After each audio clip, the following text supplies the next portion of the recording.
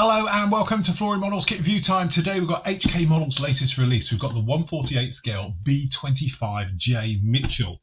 This is the glass nose version, and to be honest, we've been after this particular model now for quite considerable time. You know, yes, we've had older kits out there and things, but to have a bang up-to-date B25, really been looking forward to this one. So, as you can see, down in the box, we are lovely bit of box art. Very nice down in there. The Mitchell series. So again, we're sort of, you know, the nose of the B25 can be changed around quite a lot. You've got the long one, you've got the short one, you've got the strafer, so forth and so on the bomber. So we're expecting a few different versions of this one coming out if you prefer others. You can see a little bit of CAD work down in there, just like that. Got your kit number up here is 01F008. And we've got some of the marking options down in there as well. So we've got, what have we got? The 501st Bombardment Squadron, January 1945.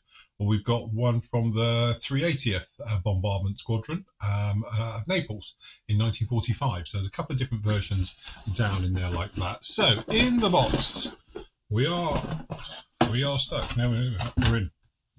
We are greeted by, stand up, there we go, the kit. So we've got a couple of fuselage halves down in there, fair enough. We've got the wings, nice clear bags. We've got those engine cells with the props, looking very nice. We've got the tails, tail planes, things like that going down in there. Lots of internal detail, as you might imagine. We've got obviously going to be kit specific. So down in here, we've got part of the actual nose section. We've got some of the bombs down in there. We've got the gorgeous clear parts, which look very, very nice indeed. You can see down in there. We've also got a big old book. We've got decals. We've got photo etch. Very nice indeed. And also we have a lovely print. Absolute gorgeous print. So something very, very nice with those ones. Obviously, we did the one where we did the Lancaster in that. So it's very nice to see we've got the print as well. So if you could frame that up. We've also got down in here the nose weight. So if I show you this separate so I don't have to take it off, but you have got a moulded in nose weight. And it's a big old chunk. So if anybody's ever built a B25, you'll know the thing about these nose weights. You've got to have a good old amount of nose weight, and trying to fit it into a glass nose section one is going to be quite difficult, but as you can see, that's a good chunk of nose weight just there. We'll leave it attached. Okay, so in the old instructions, I don't know if we'll be able to get all of these in. We'll have to make the camera a little bit wider just for a change. There we go. So as you can see, big old sheet down in here. Let's just start at the very beginning. Oh, that is the beginning. Okay, so as you can see, nice detail, simply laid out. So again, showing you all the details right the way through. So cockpit, we know we got some photo etch as well for making up some harnesses. So that's quite good. That I would query, because when I did the B-17, it turns out it didn't have any over-the-shoulder harnesses. It was only lap belts back in World War II. Don't know about the B-25s, might have to check that. Anyway, down in here, we've actually got the main cockpit. We've got the instrument panel going through the floor, the flight yokes, things like that. Down in the back area, we've actually got the bomb bay itself with the bomb bays on the racks. That's very nice. Got another little bit of photo etch down in here. It's one of the actual main bulkheads going back. And then down in here, you can see it all sort of coming together at the top and then being fitted in. As you can see, we've actually got the gun positions being fitted down into these, and then some of the stowage items onto the actual walls, some of the plugins down the back. There's a couple of holes to open up as well. So obviously we've got the actual guns going on the side. I'm assuming that's what that is for. And then same on the other side as you go through. So quite a straightforward off the bat type of build. Then we're going through, so obviously this bomb bay that we've made up, that can actually be installed and in. We've got the top turret mechanism for that going in. We've got the flight deck, and obviously it's 61 grams of nose weight going to be needed to go in there. And on top of that as well, we've actually got the tail turret made up. That's ready to go in there. Going to get the glasswork sorted out and positioned in there along with the nose wheel, and then obviously we can actually then close up the two fuselage halves. Tail planes are all being fitted on. It looks like they're all separates as well, so obviously we can do a little bit of deflection work, so you can actually have the stabilizers in the up and down positions, rudders trimmed in and out, things like that right the way through. Then over to the back end, so you've got that tail system being fitted on, and you've got the glass and the rear turret being fitted down in there. Then we've actually got the strafer guns onto the sides being fitted in, and then you've got the top turret going in there. But we have got some options as well, depending on which version you actually wanted to do. You could have it covered over. So again, you've got those down in there, and is with the actual framework. So we've got inner framework down in here, and then obviously with the cockpit glass, different versions as well. All right, then flipping over to the underside, we've got the bomb bay doors, we've got the boarding ladders obviously being fitted in, we've got that armour plating onto the sides being fitted in there, front bulkhead, tail scraper being fitted down in the back. All right, so again, nice touch with those. Or again, second option, you can actually have it as all obviously closed up, so you don't have to have them open. Nice little bit of detail with the engine. So we've got these nice radio engines being fitted down in there, we've got the spinners, cowl flaps being fitted, wing halves going together, landing lights, things like that, air scoops being fitted into the wings, probably going to be exactly the same on the other side, as you can see. We've got some flaps being fitted, engine nacelles going down in there, gear doors open and closed, as you might imagine, main gear being fitted down in there. And again, it's talking about in here about important to make sure that the gear strut must be installed to the wing before you install the engine nacelle. So obviously they're going to push through on this one, because I'm assuming you can't just drop the gear straight through because of this side part coming in. Are you going to see it? I'm thinking from a building and painting point of view, if you're not worried about having the brace, you could just put it in there because you're not going to see the brace anyway, really. You could have it as a sort of a part with it just coming out the side. But again, personal choice on that one. And then obviously it's going to be a mirror over onto the other wing, as we've just done in here. So again, we've got the actual nose section. So obviously it's going to be kit specific on the ones that you're doing. So down in here, we've got B and A different versions in here as well. So you've got the one with the normal sort of, front gun, and that's about it. Or you've got the strafer type down in here with multiple guns being fitted in. So again, nice options with both of those in the said kit. And then it's just a case of bringing it all together. So wings being fitted down onto there. We've got the flaps being fitted down into there. We've actually got these wing fences and photo etch being fitted down into there, so you don't get the glare from the actual landing lights in the cockpit. No section being fitted on. Obviously, that's the big take, is going to be if that fits on perfectly. And then obviously lumps and bumps, gear, weight on wheels, it would seem, right the way through. And that completes your build. So options, I can get in here. There we go. So option one, down in here, as you can see with the olive drab and the grey underneath. Again, very nice. I've got a feeling this aircraft is now with the Confederate Air Force. Or something like that. I don't know why. I've got it in my head. I've seen it before. So probably not. But anyway, it just rings a bell with the actual chief on the tail, things like that, and the actual red on the nacelles. But it might be something else. And then a gorgeous one over here. Lovely bit of nose art on this one as well. So again, if you wanted to go with the full nose art in the metal as well, you can actually go through that. So that's very nice indeed. Right. We've also got, as I say, big old decals for this one, if I can get in. And we've got a little bit of photo etch. Let's get the photo etch down out of the way.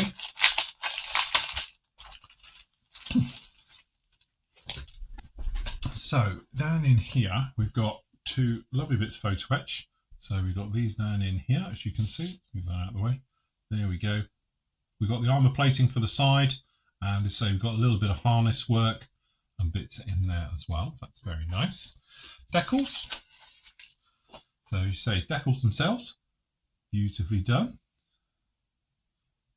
So you've got she's engaged, which is a very nice one. We've got the chief down the bottom. Very nice indeed. Usual one, very nicely done. Carrier film is very, very minute to it. And again, for the instrument panel, I think some of us go down the aftermarket route, but if you did want to, it doesn't look too bad at all. You've got decals with the dials, and they all look quite clean and sharp in there like that. So over into the fuselage halves. So down in here, obviously this is pretty much identical both sides, so we just have a look at the one. Looking very nice straight off the bat, and then getting into the detail, beautiful recessed riveting, as we've come to expect, right the way through, all the way down. And it's complex riveting as well. This isn't just lines of it. They've really gone to town, painstaking to make sure that's all good and fine. The other nice thing as well, down in here, they've done a clever little way of getting it out of the mould with no ejector pins, and this is because it's sort of reverse molded. You might see we've got the actual injection ports coming in here, it looks like, as well, so that should help getting them out.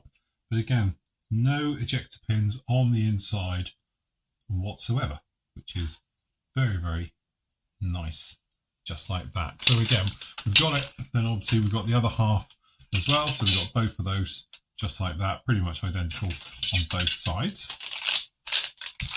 Then we've got the main wing structures.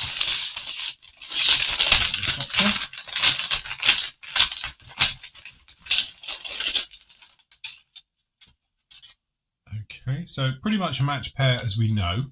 So we'll just have a look at the one. And as you see, you can see again, the level of detail on this riveting is completely off the chart. It's tons and tons and tons of it, as you can see down in there for that inner box section. And then the outside, we got a little bit of, I don't know if it's a little bit overdone. As I say, I'm not a mass of knowledge on the B25, but I don't know. But again, obviously they're canvas with fabric, and they've done the fabric effect over the formers down in here on the aileron. I don't know if that's a little bit overdone, but I'm sure you guys can tell me. Again, that all looks very, very nice. Up here with those engine nacelles, again, fully riveted, looking very, very nice indeed. Got down in here some of the flaps and the underside of the wing. Again, looking absolutely stunning. Very, very nice indeed. So again, I think that's a bit of a testament there. That's gorgeous riveting right the way through on both of those.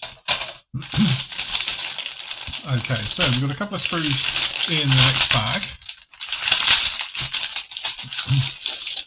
So down in here, we start with the tailplane section. As you can see, you've got lots going over here on sprue D.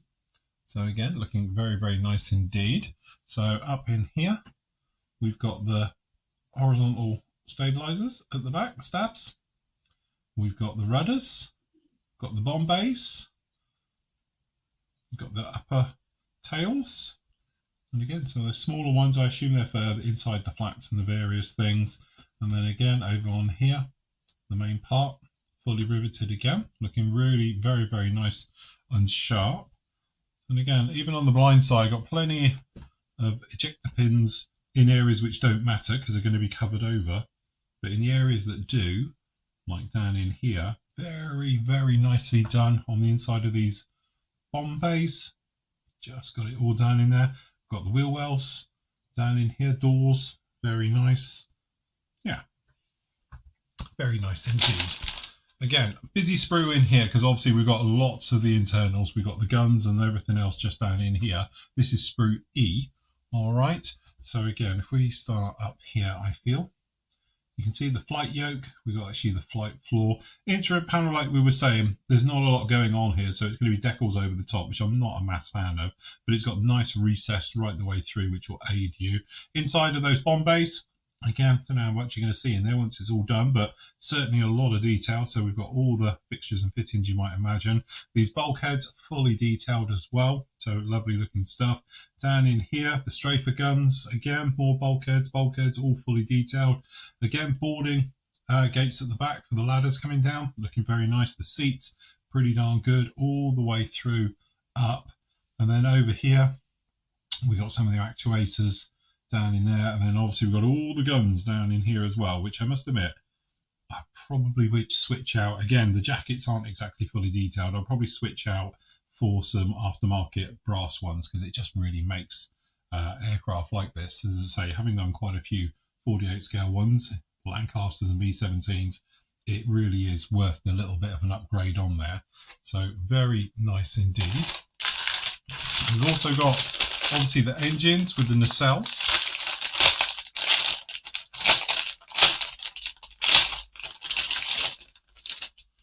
So again, that's very, very nice.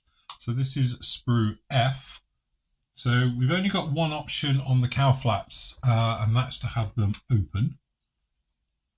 Which, you know, as I say, if you're doing it in flight, you might want them closed, but most of us probably have them open on the ground. And again, we've got some nice detailed bits down in here for the actual engines with all the pots. Main gear legs, as you might imagine, reduction gears, things like that. Weight on wheels, and they actually don't look too bad at all. Some really nice details down in here with the gear right the way through. And the engine themselves, one piece slide molded, which again, very nice. And on the inside, nice and clean. That's very nice indeed. Okay, so again, kit specific is this little guy here. So we're assuming this is for the more sort of straighter version of this. So again, we've got the actual front with the extra guns, the extra cans, a bit of housing over the top, which I'm not sure this one would have. I think this maybe not even used on this version because both of ours are glass. So I'm not sure about that one, but there we go. That's all there, which is very nice. We've also got some bombs, which we won't really worry about getting out. And you've got all the guns. So you can see all the guns down in there. And we've got usual split bombs. So that's very nice. And then last up, we've obviously got the clear parts. And obviously on World War II, specifically bombers, the clear parts really do make or break them. So definitely something to behold. And those look really very, very nice indeed. So as you can see, good, clean, sharp, crisp. There is an actual area you can feel the panels for the actual framework. So again, that's very nice indeed. And again, that's that top part. So very nice. And then obviously we've got the turrets, the bits. Sorry, I've just made out. That's the top part of the glass. The other one we were talking about in a moment is the underside from it. So that's the mirror. There's your difference in the noses. So again, you depending, in this one you've got 5 guns on the front. This particular one here, you've actually got 3. So again, differences, little differences all the way through. But generally, all the turret glass, all the parts look exceptionally nice, exceptionally clear. So no problem, I don't think, with any of those whatsoever. So yeah, I have to say, that looks to be a really, really nice kit. What I'm really happy about, it's not overly complicated. There isn't a million bits going into this, especially because, let's face it, as lovely as it is having all of the glass work, on 48 scale, you still can't see too much on the inside. So there's not a lot of point doing these highly detailed interiors with everything in there if you don't see them. I'm guilty of it. I did it on the B-17. I did it on the Lancaster. You can't see it. So again, I think it's really, really nice. So opening up the box, you aren't loaded with thousands of parts you're going to have to put together for sub-assemblies you'll never see. What you're going to get here is everything you need. So the front end, fully detailed. Cockpit area is fully detailed. You've got some nice detail inside, but it's just enough, I think. A beautifully detailed tail gunner as well. Generally though, looking at it, I can't really find any faults. My only fault technically might be the instrument panel. You know, again, I replaced them in my other ones, and I'd probably replace that one as well, going down aftermarket, either with a photo etch, colour photo etch, or a 3D printed one, because I think it really does cry out for those little details in there. So it's a shame it hasn't got that level, but definitely everywhere else is absolutely spot on. Anyway, there we go. That is HK's latest release. It's the 148 scale B-25J Mitchell.